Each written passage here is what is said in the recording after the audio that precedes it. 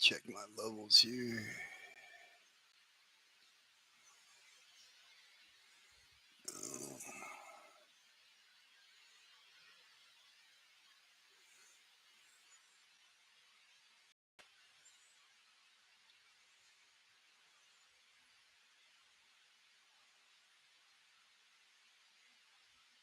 Oh, okay.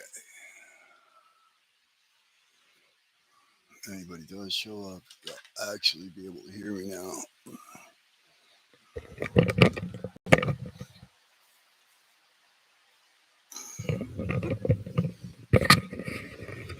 All right, somebody's here. Sorry about all the extra noise.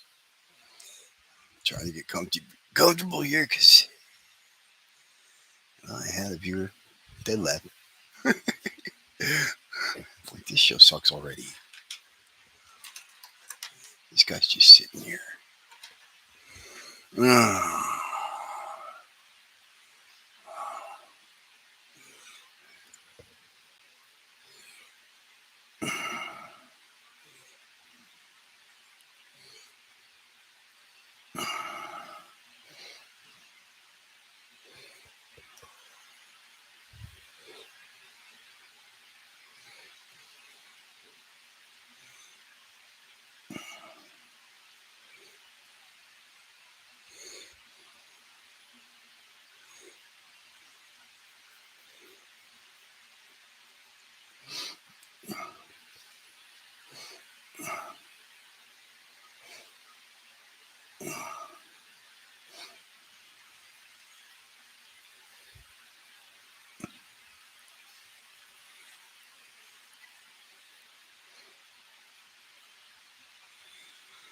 All right.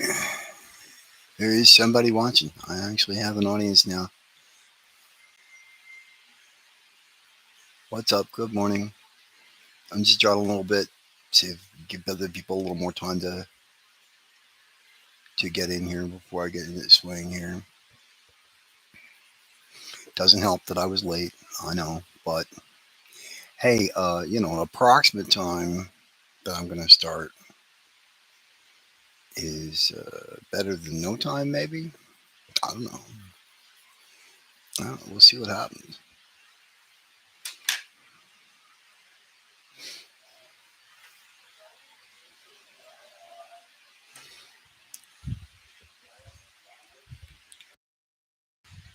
So I'm just sketching a little bit.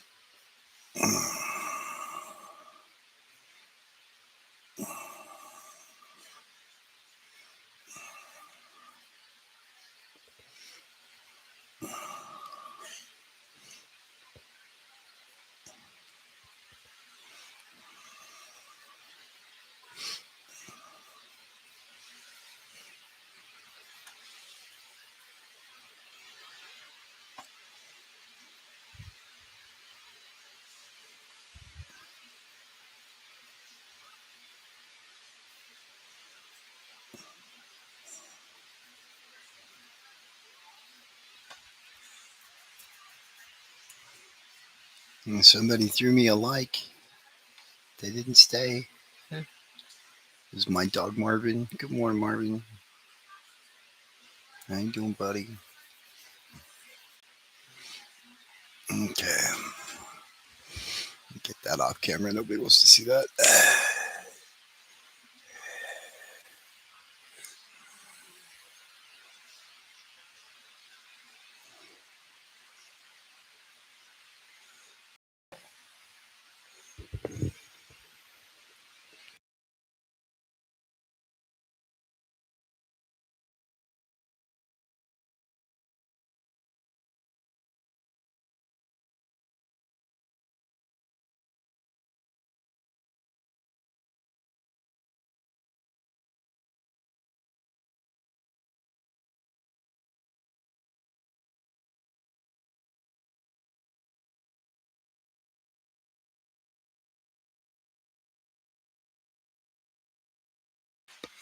Okay.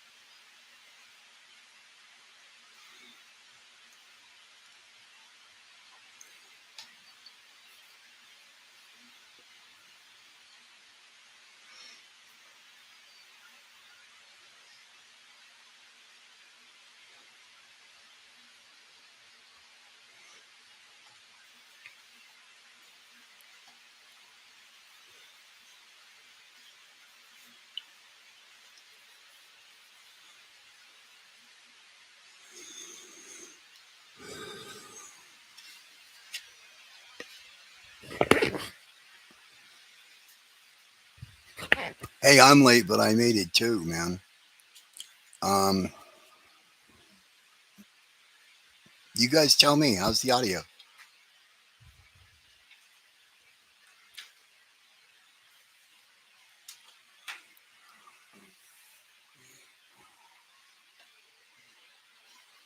Can you guys hear me?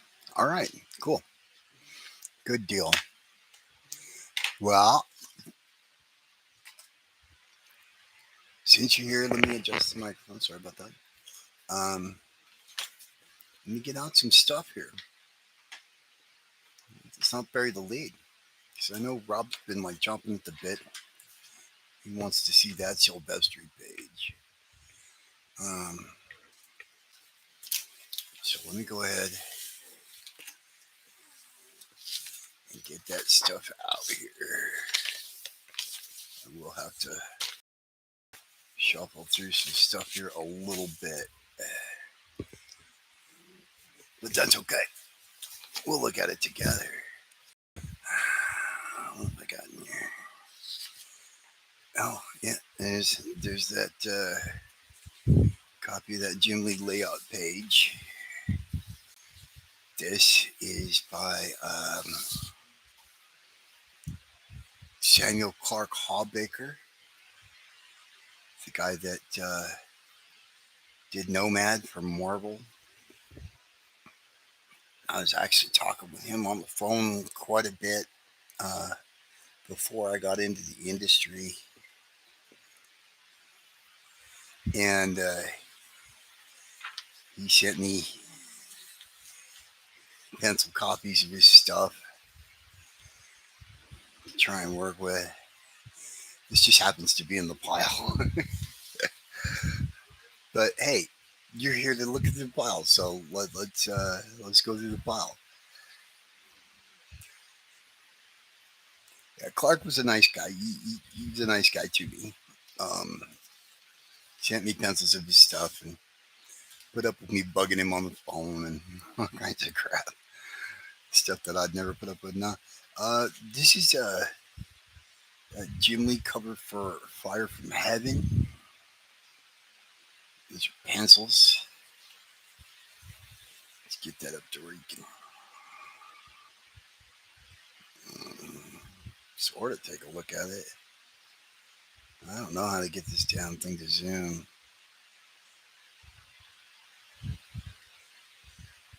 So, anyway. Oh, here it is. Are you ready for it, Rob? All right. These are Marc Silvestri pencils to a page from Cyberforce number 5. Um, Scroll down where you can see the bottom panel there.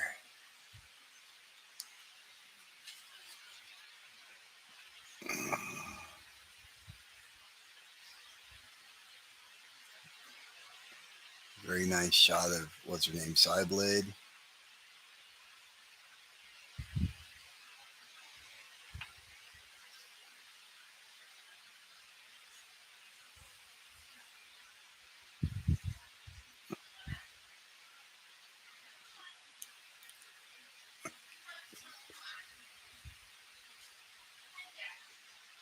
Okay, and a little inside baseball on this page. The reason why I have the photocopy of this page, and it is the only page of Marc Silvestri's pencils that I have, is because I happened to snag it at the time. This is the page from Cyberforce number 5 that was inked by Alex Garner. And I wanted a comparison of pencils and inks because Marc has a very loose, sort of unrestrained kind of style. And Garner's inks were very structured and super duper clean. So I was very curious to have like a side by side comparison on this stuff to be able to compare what it is that Marc laid down and what it is that Alex gave him back. So me lift that up a little closer to the camera. You can get a better look at it here.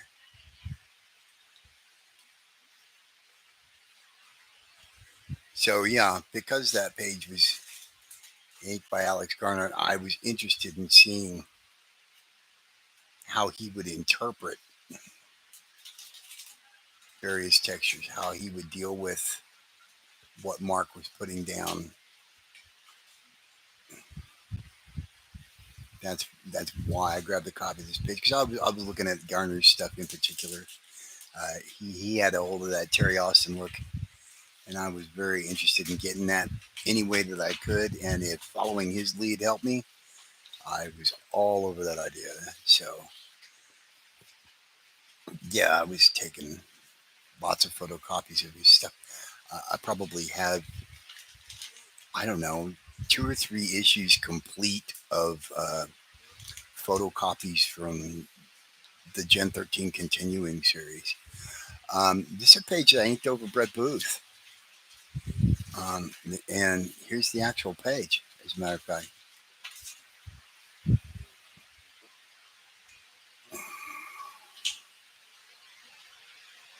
That is from a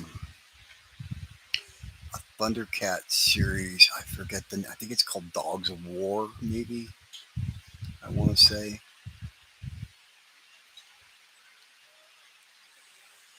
This is the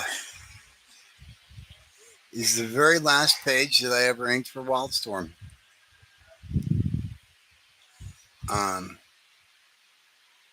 Yeah, I was doing some stuff for CrossGen around this time, and then they went belly up, and I was hurting for cash.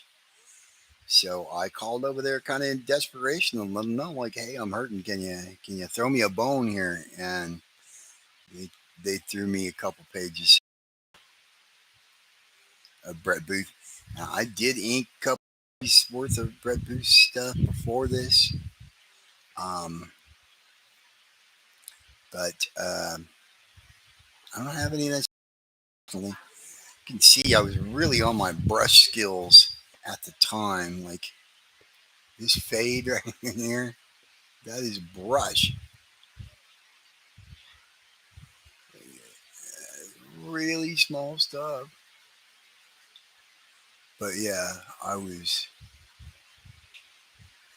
on my game that day because I'd been inking with brush for all the cross-gen stuff, and I'd practiced up on it, and I wanted it to be absolutely indistinguishable from my pen work, so that nobody could go, oh well, it's not as good. He inks with brush. What do we have here? Scott Williams over Silvestri. That's right. This is a whole little manila envelope.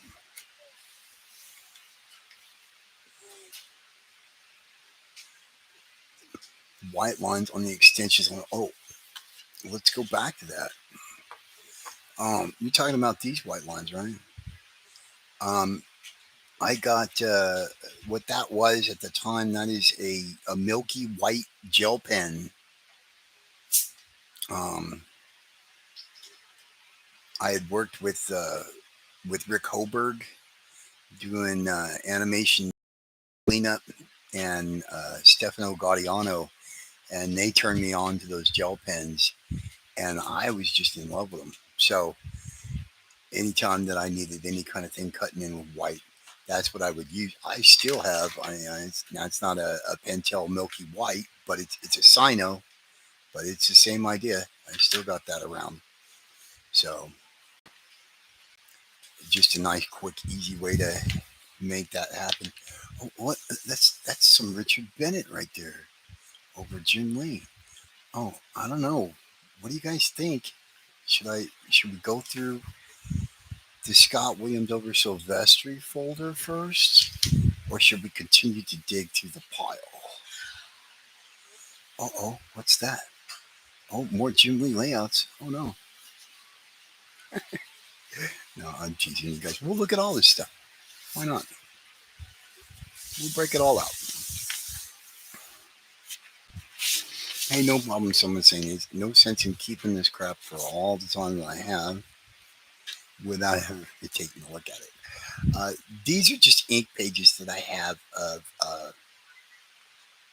Silvestri Cyberforce stuff. You see that took a little water damage in my little flood action, but I wasn't going to throw them out because they weren't badly damaged.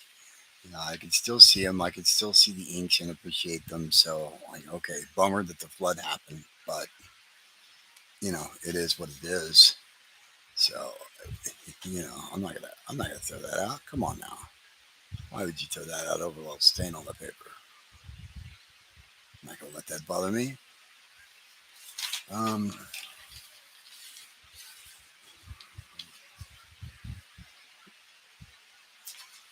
these are all Silvestri and Scott Williams that we're looking at right now. Kick-ass splash page from Cyberforce #3.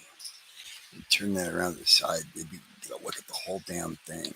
I know that drives people nuts, but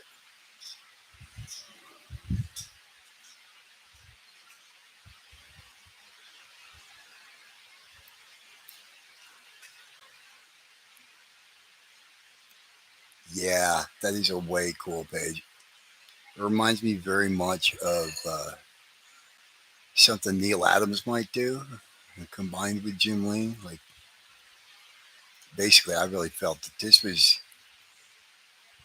when Sylvester was trying to take Jim Lee's style and kick his ass with it. Um, I'm gonna take your own look and try and do it better than you can. This kind of looks like the old Silvestri. He's a little more silhouettes and stuff. Now, Williams handles it a little differently than Green would have, but you can see there's a little bit of an evolution. Mm. See, and I was studying all this kind of stuff at the time. The reason why I had this is because guys would throw stuff like this in the background, and they would they would be looking at a page like this. So when they would do little tick marks and things like this, I would have to know how to interpret that. If they did a little squiggle for their palm trees and stuff, you would have to know or take a guess sometimes, like what is the texture it is that they're looking at, that they're looking for. Um, I had these out constantly when I was inking Cedric Nocon's stuff uh, to study because I knew he's looking at Silvestri, so and I knew he was looking at this stuff at the same time I was. Okay, double page spread time here.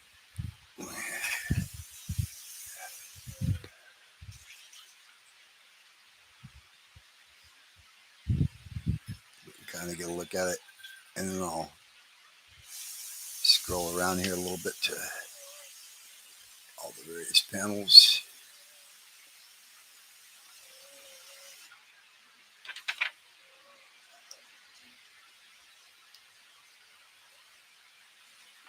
No, I wouldn't necessarily use the same texture methods. That what I would do is like when I was dealing with a penciler stuff, I would try and you got to try and look at what it is that they put down in pencil, and you have to understand that what they put down in pencil is not what they want to see in ink.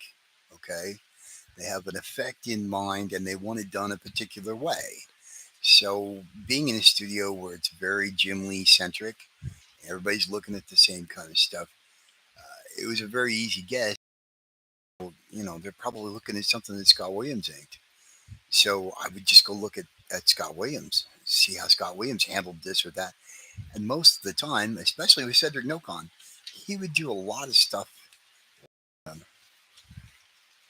like these Mignola sort of figures here in the back and stuff like this. And I wasn't really into Mignola at the time. I didn't know how to handle it, but I did have copies of how Scott handled it over Marc. So, um, yeah, a nice face over claw down here.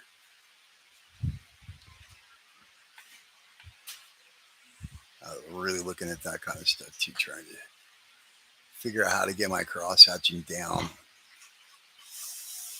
But no, I wouldn't necessarily use the same method. I mean, if the mark you're getting on the paper is the mark that you want, it doesn't matter what gets you there, whether it's a pen, whether it's a brush. What I've seen guys use cotton balls and Q-tips and all manner of things to get the texture.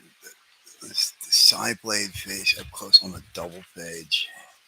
Yes, I will. I will back up and we will look at that again. That's okay. All right.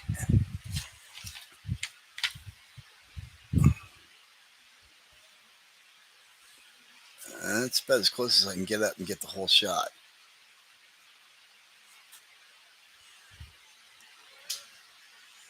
You want to see that lip detail? There it is.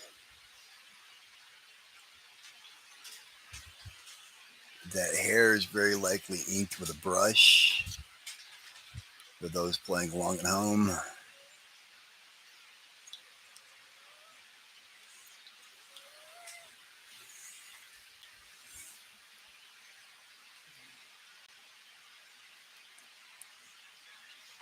You you don't you don't handle that with an X-oil pen. You don't know where to add the white stroke. Oh! You're talking about. Are you talking about like when I use the gel pen and I'm cutting in with the white?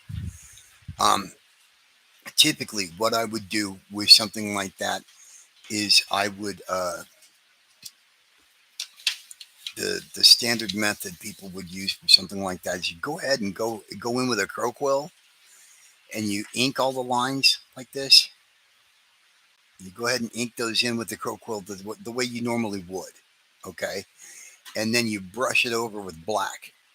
And when you brush it over with black, you can still see the indentations that the crow quill has made in the board past the black because the black is like a flat black and it's laying on top of the paper, whereas the lines that you've done with the quill have kind of cut into the page just a little bit. And with those indentations, along with a photocopy of the pencils right next to you, you can figure out and you can see, okay, this is where he wanted that white line to cut into the black. And that's how I used to do it. Now, if you're not working on boards or something like that, uh, like with storyboards, you would just take a shot at it. With storyboards or something like that, people aren't looking as closely. They weren't looking at it as finished art, even though I was treating it like finished art at that time. I didn't know what I was doing, and I was trying to make a good impression. So, I was used to inking and just did what I normally would do, just on typing paper with markers. Um, a nice shot of Grifter by Silvestri.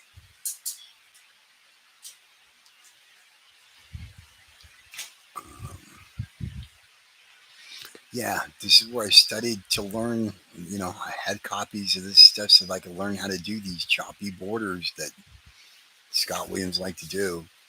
I studied the ones that he did with Wills a little more carefully because I was on Wetworks and I'm like looking at that. So let's give a look at that. This is another double page spread, but it's going to be too much of a hassle to even try and put together for you guys to see the whole thing at once. So we're just going to scan over this stuff a little bit. I love that shot of him holding her in his arms. Really well done. Um, and of course, anytime you had to do curly hair or anything like that, inevitably they were looking at something that Scott Williams made. So I was all over this stuff. And here's the lower half of this page, which isn't nearly as exciting, but there is some nice detail here on the Claw's head and his hair. Um,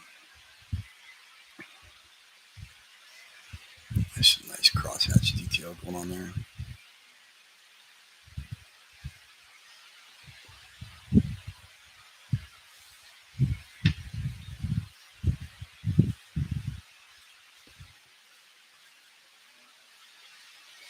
Oh, the spark effects. Yeah, you're talking about these.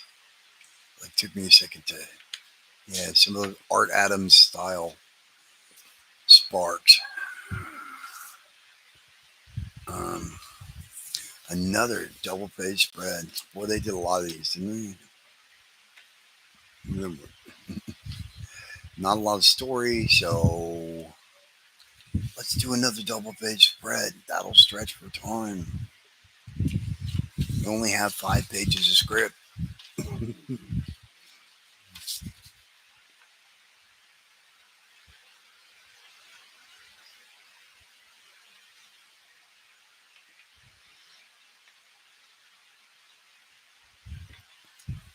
Here, I'm gonna have to turn it so you can take a look. But I know Rob wants to look at this stuff real close.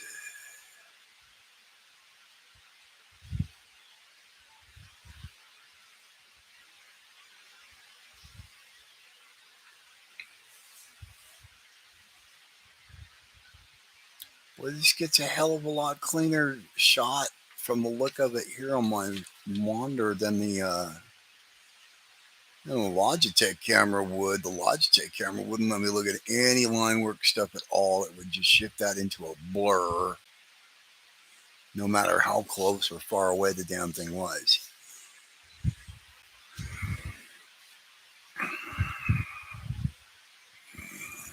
Metal effects, you know, got those metal effects going on. Gee, Rob, look familiar. That's you screenshotting everything very clear from the camera. Well, you don't have to like screenshot everything, with a little cajoling and a little time. I might actually like get on my ass, clear off the scanner, and scan some of this stuff. Get you some scans.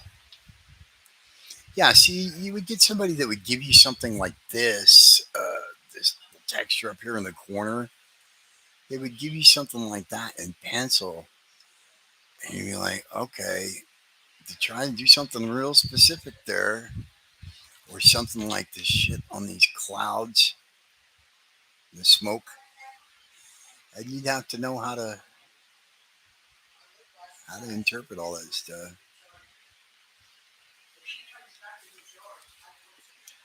So,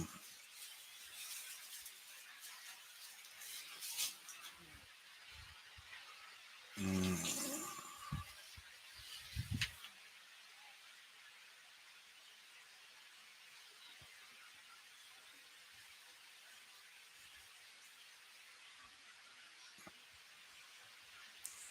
you get up there real close where Rob can get his shots. Take a look at study some of that stuff if he wants.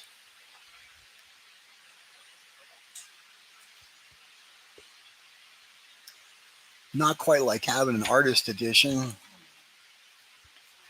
but it's close. It's as close as I could get in '94, you know. So, although I did have some people tell me that a color copier would do would do even better at that time, but at that time, color copies, you know, like $3 a piece or something to get color copies made or something, and I'm like, man, I'm not paying $3 for a photocopy. It can't be that much better.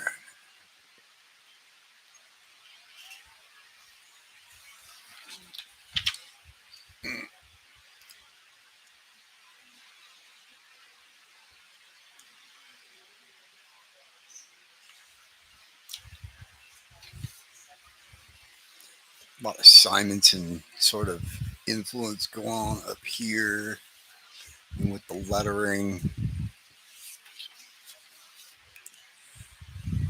Okay, I know Rob wants to look at her, so let's get right up there to the camera so we can get a good look at her.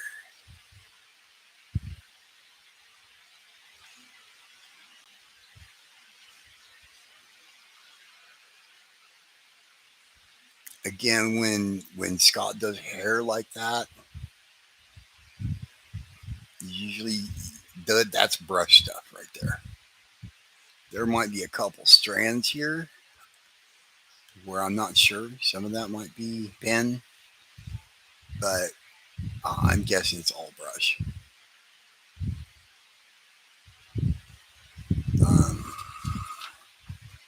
Here's that trick you were talking about with the whites cutting in. Yeah, that's how I was doing it. Anyways, you roughly cut it in there, and you actually sort of make an effort to make sure that the quill is making a mark, indenting into the paper, so that you can clearly see. But yeah, you got people trying to do that quite a lot at Wildstorm. Great big double page spread of all these people. You'd have to study it for something like this too. Like, you would not believe how tricky it is to do arm hair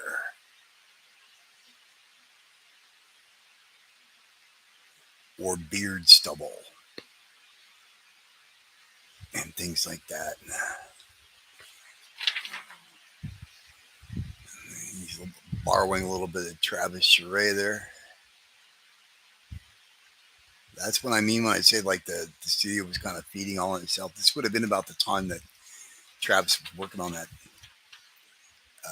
first issue of Wildcats after Jim left. They gave him a lot of lead time because they knew he was slow. They knew this was going to be a lot of stuff to do. But because of that, everybody got to take kind of a good look at what he was doing.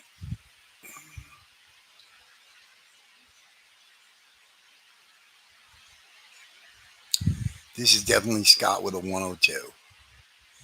That's why all the rendering looks a little thinner and cleaner than it is. Stiffer too, by the way, than it is on that X-Men stuff that you're familiar with. This is actually the period of the rendering that he was doing where I was really digging it. It was getting more of that Neil Adams kind of flavor going on. I'm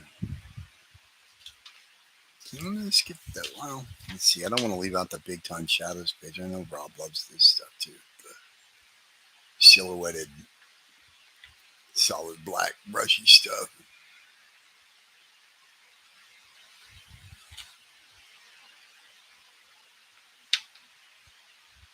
Just some nice buildings back there. And this would have been at the stage too, where like, hey, Mark actually drew those, and that's probably Scott's thinking too. Uh, you know, Scott did have assistants at that time. He did have a lot of work, but you see something with a lot of that flavor and a lot of that character to it, it's usually Scott rather than one of his assistants.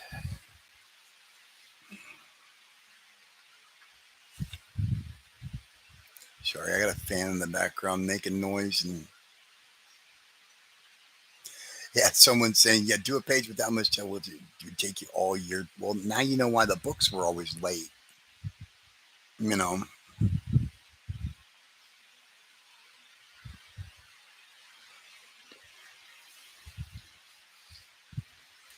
because I know at one point, I think probably at about this stage in his career, Scott was using 3 different assistants because he is inking Wildcats, Wetworks, Cyberforce, and they maybe even started a little bit of Team 7. They were the beginning stages of Team 7 in that time. So when you're juggling 3 or 4 books at once, man, you're going to have to let some of the little stuff in the back go, you know?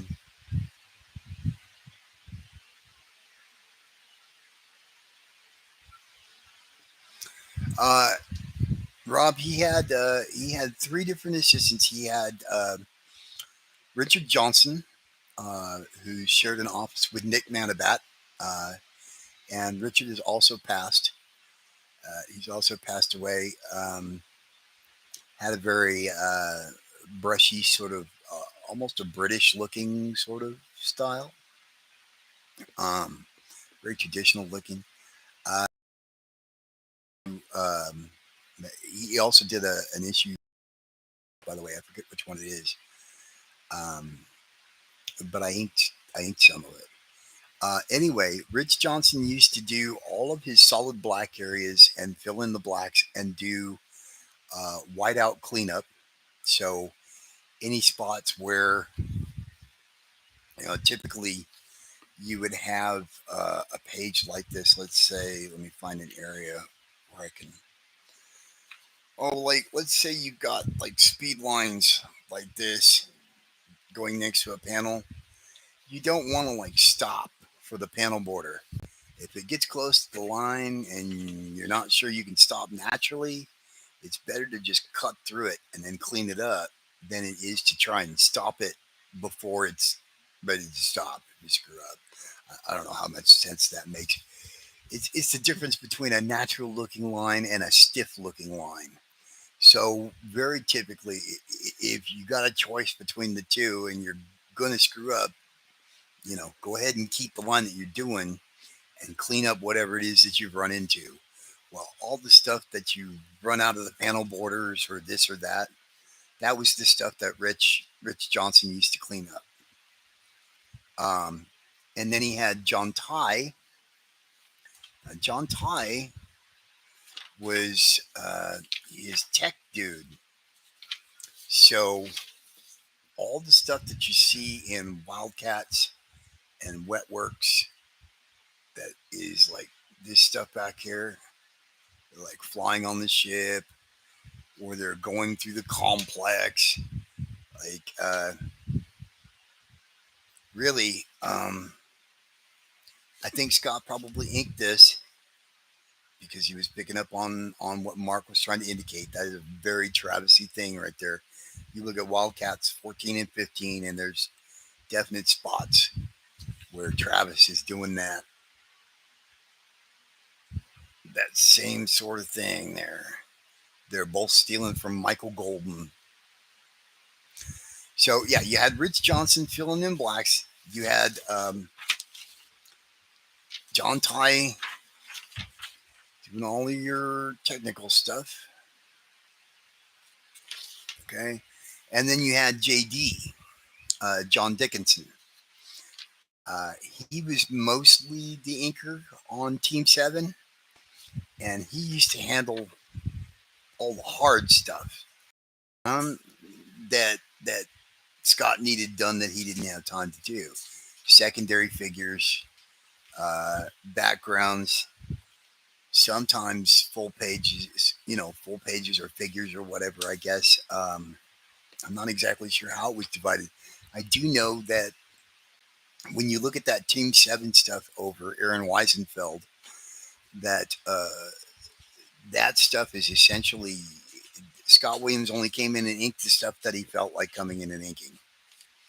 Is basically the best way I can explain it. If he felt like doing it or they were in a crunch or whatever, then Scott would step in. But as Scott put it, that's more JD's book than it was his. Um, so yeah, JD didn't stick around. Like shortly after the Wildstorm sale, and they were doing Heroes Reborn, and he did ink on some of that stuff. He inked Wills on Iron Man and helped out with some of the Fantastic Four stuff over Jim Lee. And then the sale happened to DC, and he did do a little stuff, I guess, but not for very long. And then he left the industry, as far as I know. I haven't seen his stuff since. He had been doing commercial work, I guess, before he started helping Scott Williams anyway. And, you know, I don't know. Knowing JD, I wouldn't be surprised if he was like, okay, well, Where are you going to go from here? You've already inked the best in the business. You've already inked Jim Lee. You've already inked Will Portasio. You've already inked Marc Silvestri. What are you going to do? You're going to ink some scrub on some D list DC title? No, you know. Uh, and plus the rates weren't as good. That might have had something to do with it too. A lot of guys bailed just based on that. Okay, so we are out of Silvestri and Scott Williams pages, and we are into some Richard Bennett. And this is where we can really start to. Oh yeah, look at that! That camera's getting that good, isn't it?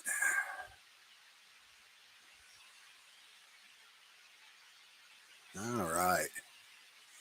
That's the whole reason why I wanted to do this little show and tell this morning is to get that detail in the goggles. Craziness.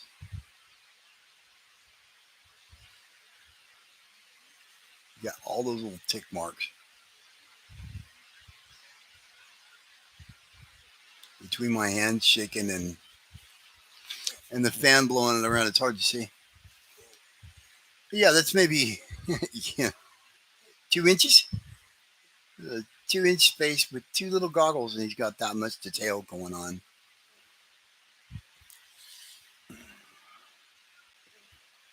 Just crazy amounts of texture, detail.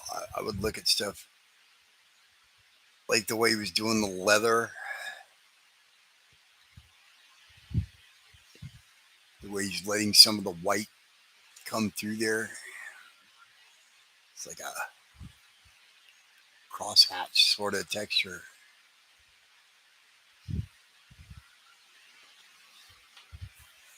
Oh, and here's the pencils to that.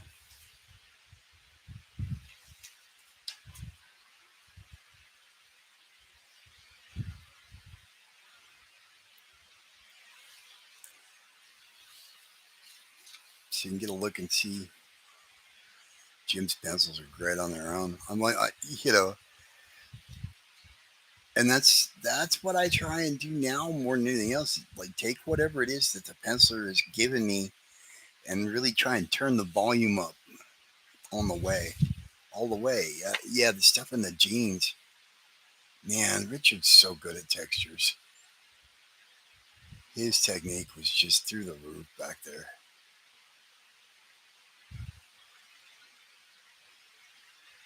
Yeah. So I was studying his textures big time.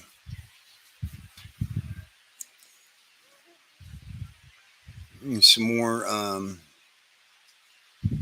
Jimmy layouts from Wildcats 19. Yeah, just so you know, like that's like when I told you it looked like a Jim Lee coloring book. That's what I'm talking about. There's no rendering, there's no blacks, really not much in the way of finished indication in there.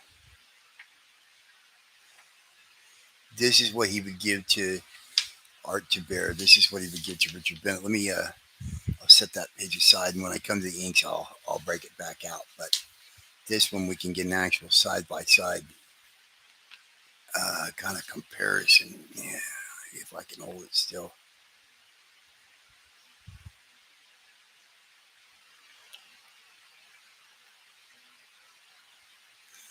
Well, this is what he handed to his finisher. Okay, Richard Bennett is credited as finisher on this issue, and furthermore, Jim Lee knows who it is he's handing it to, and he's leaving it intentionally open. He's leaving it intentionally loose. He's trying to get out of there quicker. Yeah, this is not Jim Lee's full pencils. Now this is Jim Lee's full pencils. That's about what he would hand to Scott Williams or to anybody. But you'll notice it's got, he's got all this detail and stuff in here, all this line work and stuff. This doesn't have any of that. Now, it's still nice, don't get me wrong, and he is indicating where anatomy is. There is a tiny bit of rendering and stuff in here, okay? But just enough to give Richard the idea of what muscles he wants showing and some detail, because Richard's coming in and doing something, you know, no tracing going on here, man, you know?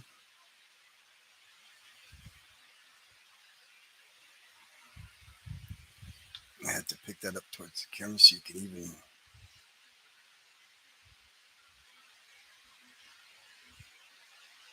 see what we're talking about here. And the way he's done the textures on the booth, on the leather seats and stuff. All this detail. I'm going to hold up the Jim Lee version of this stuff here in just a second. See? Now that's what he actually had to work with there. Okay.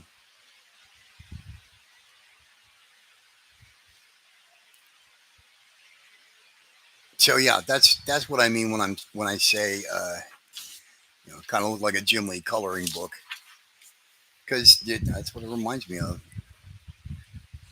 You know, he knows that Richard Bennett's good at metal. Okay, so when he gives him a page, when he's got a void down there, he knows I don't need to give him anything, just the structure, just the structure of the girl standing there, because Jim knows that Richard's going to come in there and go ape shit. Yep, that's the before.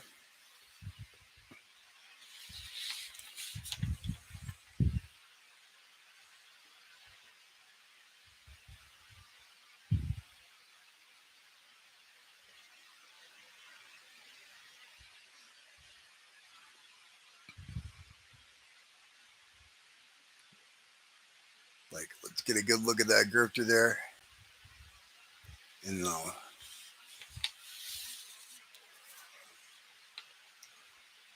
and then that's what Jim actually gave him.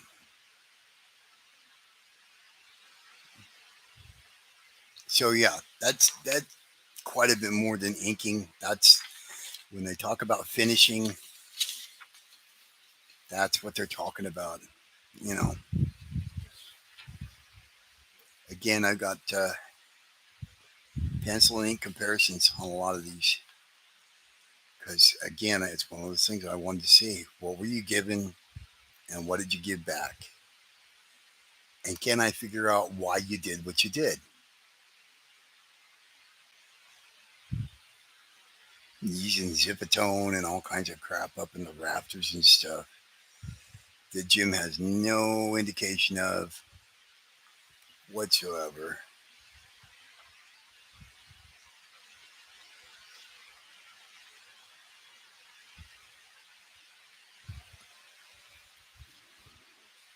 Because he knows what Richard's going to do. What I like the best is comparing her hair. See if I can get that up to where you guys can see it.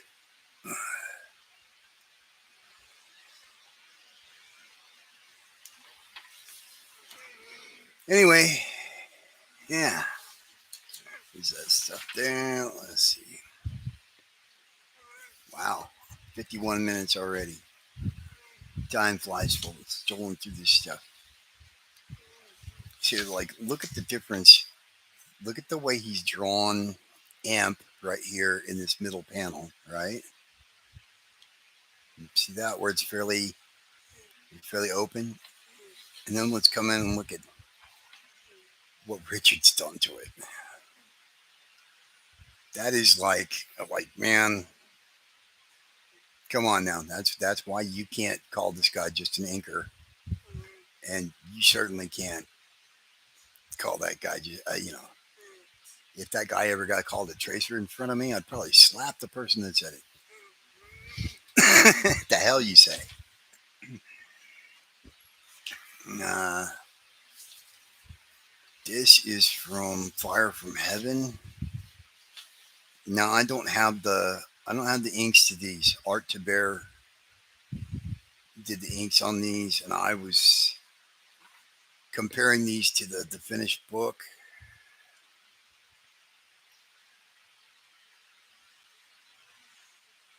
But I just had these as an idea of like, okay, that's to me that's a good basis. Uh,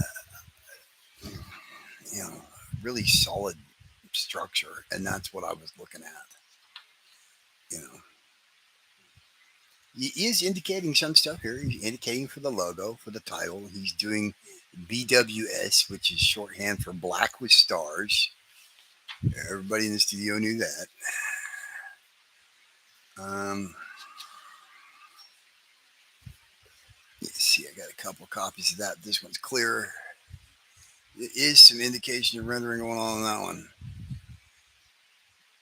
But there's also some stuff that's kind of loose too. Like, the majestic dude in the back there, he's really not that fleshed in. But when Jim had something specific, he would be more specific. Uh,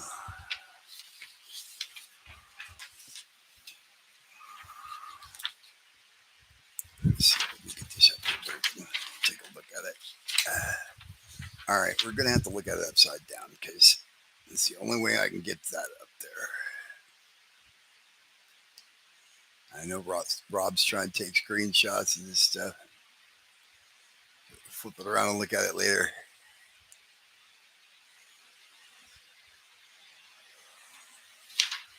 Um,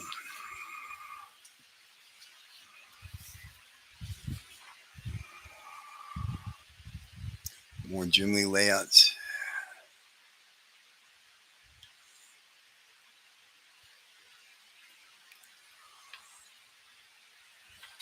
I thought I had copies of some of Art to Bear's inks, but I guess not. These are more finishes of Richard over Jim Lee from Wildcats 8. I don't have copies of the pencils. What he's done with her hair right there. I love that.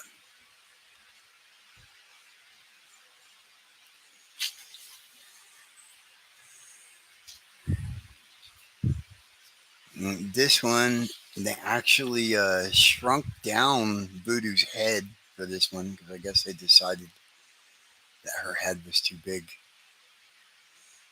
So when you see the printed page, it's a little smaller in proportion, and you just like shot it down in Photoshop. I was really taken with the way Richard did hair in particular, because hair is one of those things. Uh, as Scott Williams put it to me, in a young inker's work, hair is usually the last thing that comes along. It's the last thing that you get to where you figure it out. I'm gonna turn this page around so we can look at the detail on this bad boy. Richard Bennett brass pages. Just all the stuff. You gotta remember, each one of those marks back then is made by hand. There is no computer texture going on. There is no, you know,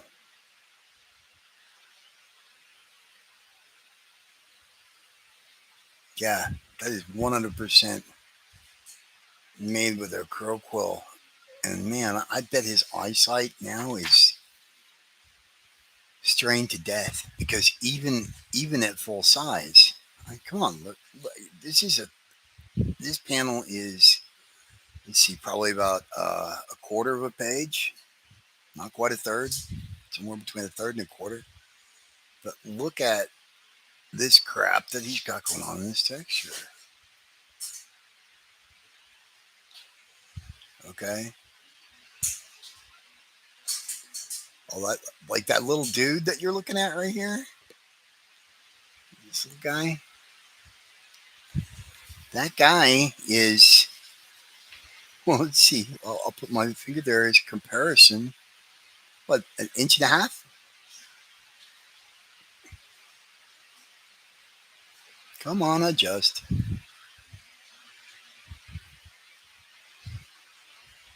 There we go. Yeah, there's the guy that we were just looking at. So yeah, tons and tons of detail in this stuff that is never going to print and didn't. A lot of stuff fell out. A lot of stuff closed up. Now, Richard was involved, I guess, in talking to people as far as the colorists go, and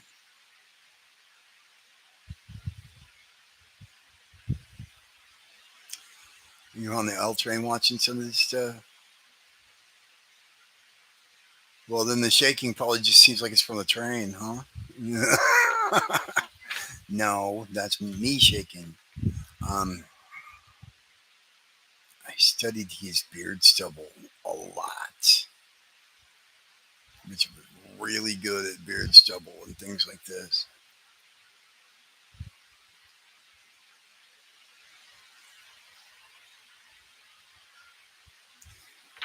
Let's see.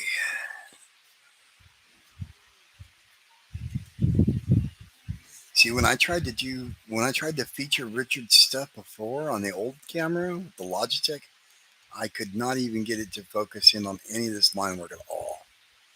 It would not do it. So I'm like, that's not going to do. I'm an inker, and people want to see the line work on this stuff.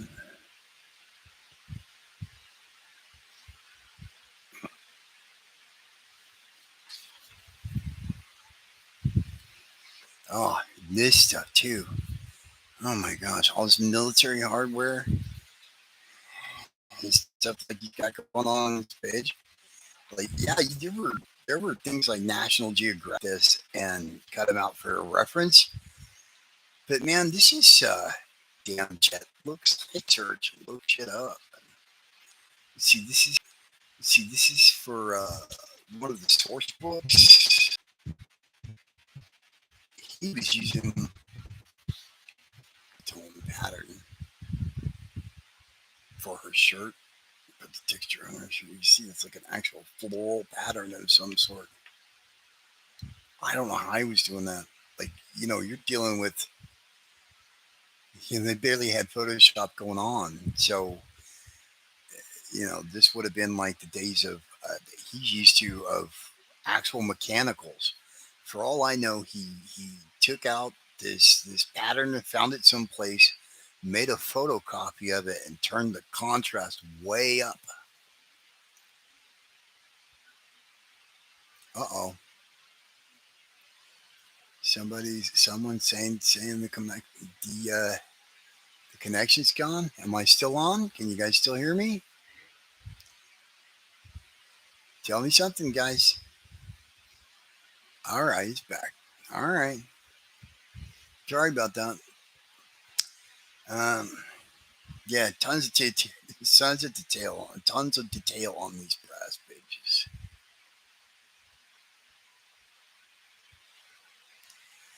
Now this is like a restroom of some club. Okay, now, I'm going to show you something. Check it out here.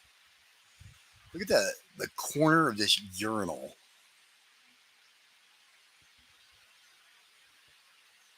Now you got to know, in 1995, that Richard is going and either sketching a urinal or taking photos of somebody's bathroom.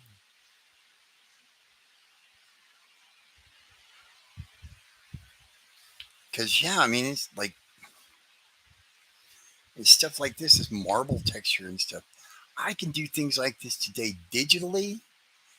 Richard's doing this by hand. That's what was so crazy to me.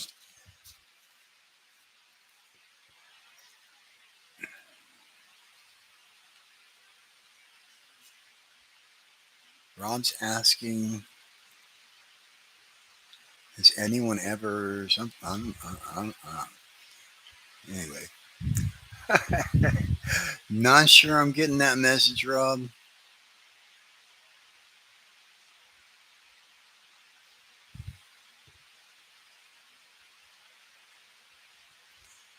Oh, yeah. Has anybody ever done a detailed journal was or better? No, absolutely not. All that loving detail for a urinal.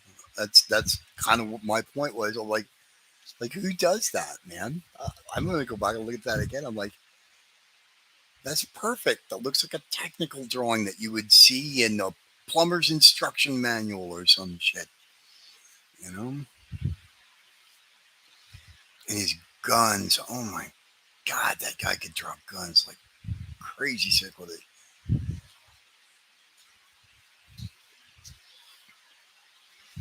Texture in this leather jacket thing he's got going on there.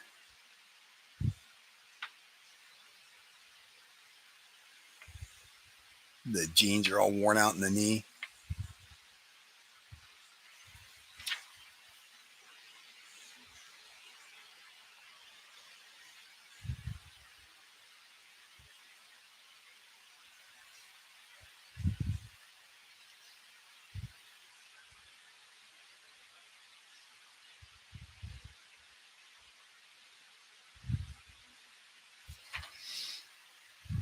Yeah, yeah. See, he draws pussy well. Yeah, that's a man that understands pussy right there. Cat. Yeah. Anyway, moving right along. That's right. This show is not for children. I am not a role model. Um, this is more brass stuff. Heavy duty control room drama and the shadows on that dude's face. He had this cool little wobbly looking gradation thing that he would do for metal. And yeah, yeah, this page connects to this page. He's not done. Yeah, that's half. That's not even half of it you're seeing there. Okay.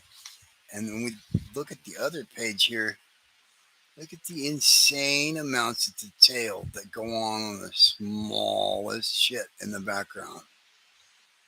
All that text stuff, all this template work that has to be done.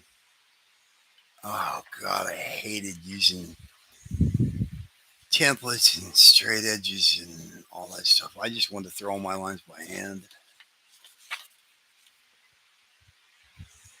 No guides. Oh, here's another great looking toilet. Look at that.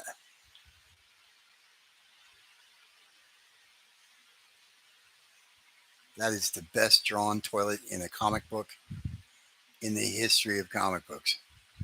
No doubt. Come on now. So, but yeah, these angles that he picks, he is really not taking it easy on himself at all. Look at the detail on that shit up there. Holy crap. Just for scale. Yeah, the very small area there. And he's just going ape shit. Same thing here.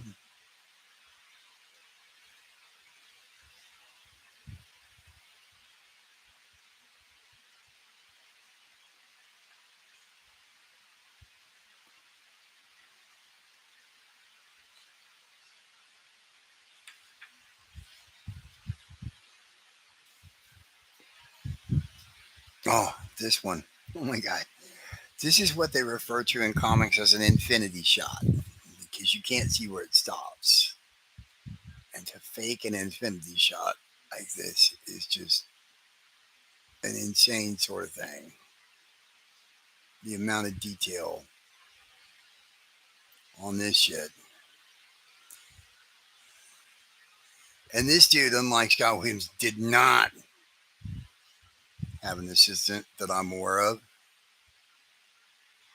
right? The Infinity Shot page. Rob knows. Like, holy shit.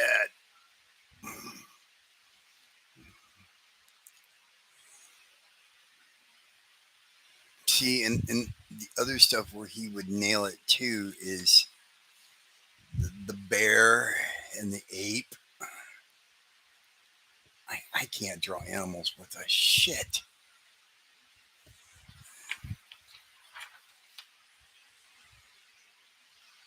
That's a great looking tiger, man. But yeah. Oh, here's the one. Here's my favorite. This is the 2 page spread that I saw first of Richard Bennett's and just took my breath away. I'm going to try and get as much of it in camera as I can there. But yeah, I was like looking at these buildings in the back. Insane amounts of pen work, you know. Yeah, this is from brass. Are you talking about the zoo shot? The zoo shot is also from brass, it says. Yeah, the destroyed city in the background. That's what first brought it. Like, this is the back cover. This is the back cover. So this is not even the one you're trying to use to sell the book. But you got all this love going on in it. Okay, now let's get to the one that is actually supposed to sell the book. The detail on the squiggly grads on all the metal he's got going on. And I love this shit on the gun stock. Stippling. Actual dot dot dot OCD. You know, like, dude, what kind of drugs were you on? And where can I get some? Because holy shit. Just crazy. Um,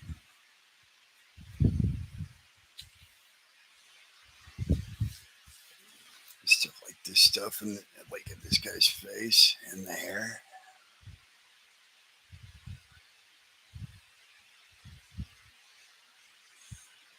I firmly believe that when Michael Turner was doing old men faces in Fathom, that he is thinking of what Richard Bennett is giving you right there.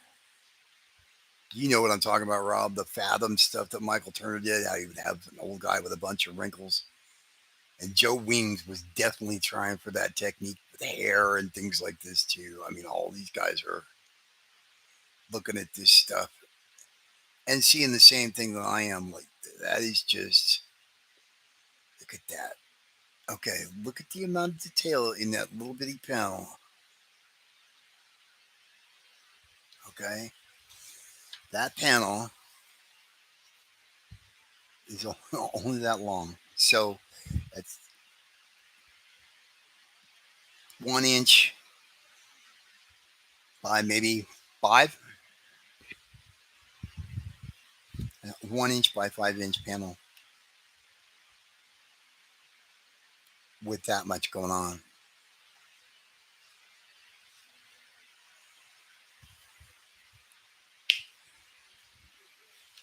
This last one too.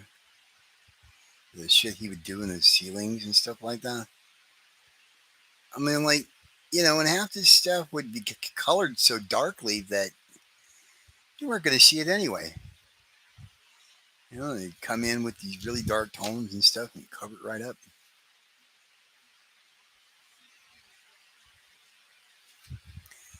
Uh, well, some people might say that amphetamines might make you go really ape shit that way. I don't want to say anything one way or another about anybody's lifestyle because People have said that about Jeff Darrow too, and Jeff Darrow is the same way. That he's like, hey, I've never done drugs. I'm just kind of into that sort of stuff. But if one were into drugs, that would probably be the sort of drug you would do to get into the mindset to really start to crank it in there. There's stuff on this helicopter. I'm trying to figure out, like, is that done by hand stipple? Is that spatter? Is that some kind of pattern that he's applied? It's really hard to say. But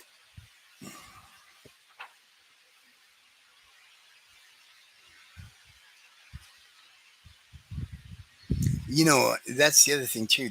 Why, like, hey, there might not have been any drugs in play, and I tend to believe that just because he he might be the sort of person that is very detail oriented.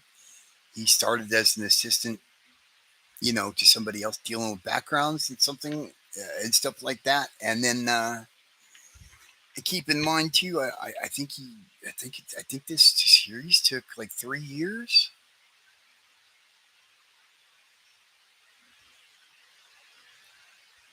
So now he was doing other stuff in between in that 3 years. He would come and fill in on Wildcats and do this or do that. But yeah, 3 years. So not for nothing. Okay, hey, we're past the brass pages now. I want to break this out. You still there, Ron? Because we're going to look at my Burn in Austin pages right now. That's right. John Byrne and Terry Austin doing Superman pages. One Superman #3, which would have come out in, I don't know, 85, 86, something like that. I gotta turn up this so you have to look at it upside down because I'm not gonna. Terry just got, that's mostly pen work with some like sponge or something. He's dabbing on there to grub them up a little bit, get them to look dirty. So, but yeah, the deal is pages where there was no action and no main characters in costume and only secondary characters. Byrne was letting pages like that go for $50, $75, something like that.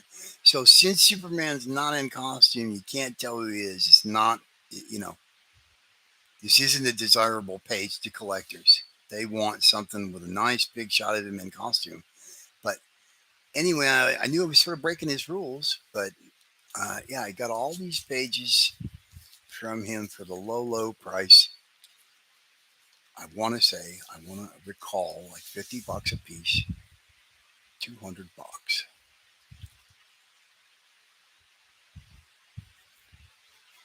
This is also from Superman #3.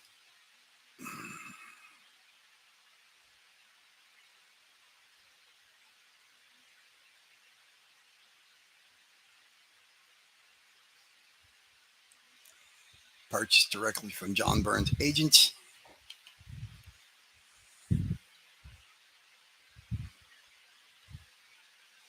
Byrne has signed the pages.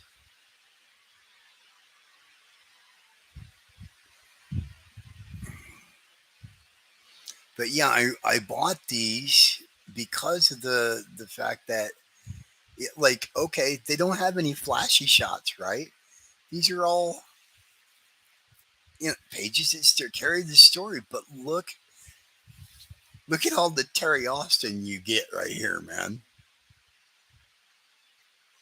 I was trying to do textures just like that.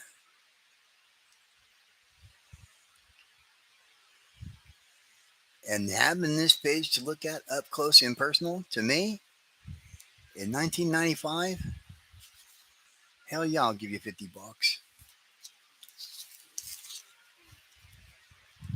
You'll notice too, that page has Superman too. He had a couple of different panels. Now he's not in costume. It's not the page anybody wants. And I knew that when I saw what his pricing structure was. Hang on, I gotta get a drink here.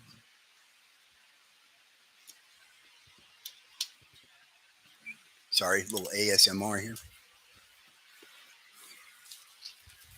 Um, I knew there were pages that collectors wouldn't want.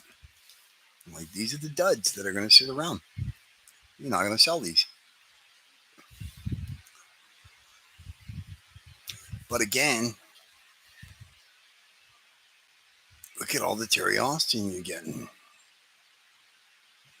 Look at all the great secondary figures and shit. That is awesome. I learned so much by having these.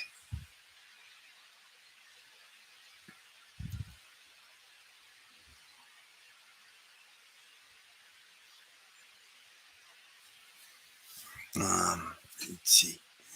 And I got one last one. This one got a cool shot of the cyborg dude that Superman fought in Superman #1.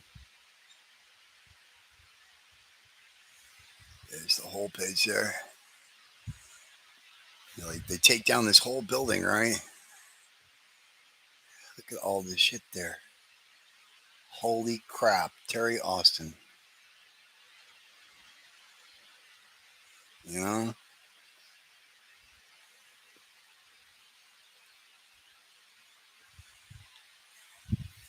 All this rubble and stuff. So yeah, when Rob gives me an indication of rubble and I come in and do all the textures that I do and everything else, I'm thinking of stuff similar to this. I'm thinking of stuff similar to Richard Bennett. You know, like, okay, I can see what you're looking for. Now let's amp it up. Okay, Rob, are you there? Are you still there, buddy? Because I got something you're going to want to see right now after the Burning Awesome page. I have my original Eric Larson sketch. I have an Eric Larson sketch of the Hulk that he drew right in front of my eyes in about 10 minutes, 15 minutes while I was chatting with him. I mean, he drew this thing so fast, it was scary. And, you know, I told him that I was doing the Yahoo Inkers group at the time, and I was like, you know, hey, I know it's for free and all, but just so you know, there's going to be professionals looking at this. And look what he drew for me. A full page splash.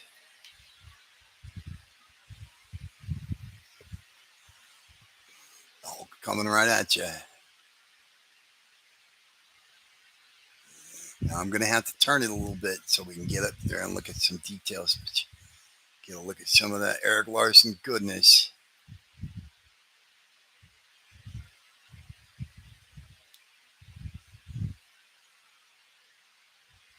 Yeah. You know what? I am going to scan this thing this week. I'm going to scan this thing this week, and I think I'm going to print it out at 8.5 by 11. Maybe I'll ink it up for next Sunday. We'll do that. Yeah, that should be fairly easy to piece together. That'll be a nice spot where I can piece it together, no problem. Maybe I'll even do the whole damn thing. I don't know. But anyway, I've been holding on to this thing for long enough. I think I need to throw some ink on it. No, not on the actual thing itself, because Oh yeah, there's no doubt that that's Eric Larson, right? Like the big hand coming at you and everything else. He asked me what I wanted. I've kind of kicked myself in years since, going like, you know what? He didn't sell dragon pages, and dragon pages for a long time were rare. Like I should have had him draw a dragon for me, but at the time, I really wanted to see him draw the Hulk. I thought, this guy's got a really Kirby-esque sort of style, and I want to see how he draws the Hulk. So that's what I asked him to draw. Um, but I have thought in years since, like, oh man, I probably should have had him draw the dragon. And these are pages I got. Oh shit, I got a word balloon coming off here. These are pages that I got from eBay years ago. Uh, Sal Buscema with Klaus Janson.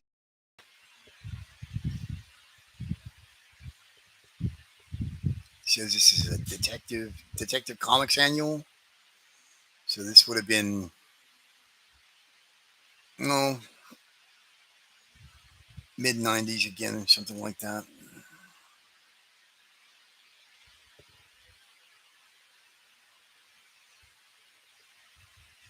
Anyway, same reasoning. Like, hey, these were cheap pages that I could get that were inked by Klaus Janson, and I wanted to get a closer look. Sal Buscema and Klaus Janson again.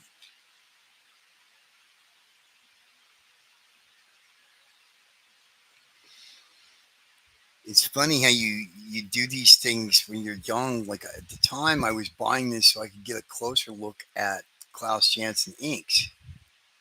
But now I am so into Sal Buscema, and I'm like, wow, I can't believe how good to myself I was there that I managed to scoop up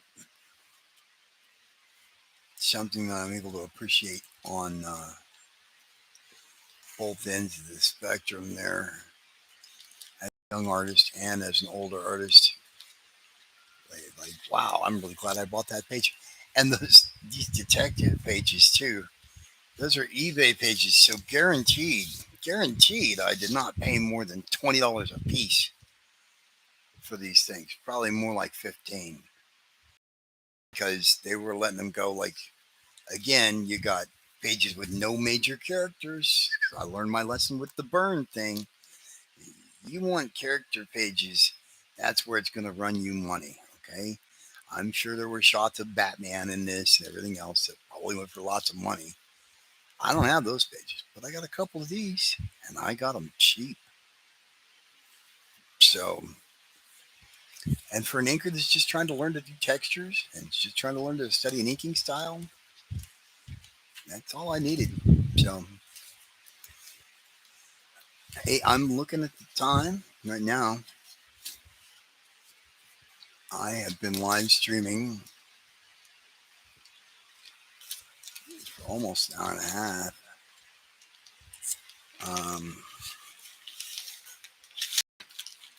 let's see what I got here before I get kind of a pile going on of this stuff away, because I don't want the fan catching it and blowing it around and all that shit. I didn't keep it for 30 years to get screwed up on this live stream. Pardon me. Okay. Now I got a little more organized. You can see what else we have here. Oh, yeah. See, like we've really only gone through half the pile. What is this?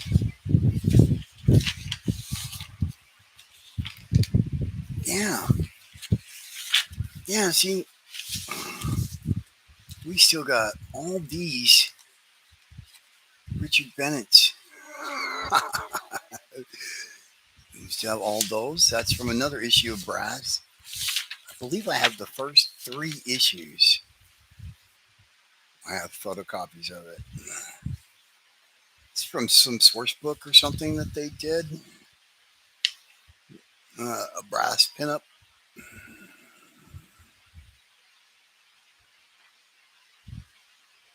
details on that bridge back then. I'm just like thinking, damn. Let's see. That's Scott Williams, I think. No? Okay. Yeah. More pages from Wildcats 8. More pages from Brass. Sorry. And Wildcats 19. All right. We're going to have to do 2 parts, I guess. I guess we're going to have to come back next Sunday. And we're going to have to do some more of this. Because I've been on here for an hour and a half. And I'm like, all right. That's probably enough for today. All right. I'm going to put that there. Just separate them. So that I make note of where we were at. And I'm going to scan that Eric Larson. And I'll either be playing with that digitally or analog at some point, depending upon how I'm feeling about it. But yeah, whole nother pile. Oh, Rob, you have no idea. This is just the tip of the iceberg. This is just the Richard Bennett stuff I've got. Let's see, what is this?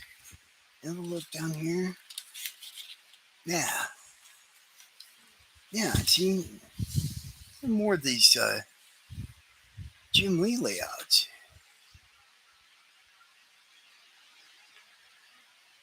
That we can compare back and forth. So yeah, we're definitely gonna be looking over this stuff. Getting a look at all of it. Now, I don't want to get my piles confused, so I'm gonna stick that back there underneath the Larson. And this stuff goes up on top. All right, I'm gonna wrap it up here, guys. I've been going for about an hour and a half now. We will be back next week for part 2 of going through this pile. All right. Everybody that joined me here today, I appreciate it. Everybody that's watching later, I appreciate that too. Please do me a favor and hit the thumbs up if you haven't already. And cool. Thanks for joining me. I'll catch you next time, and we'll see you later.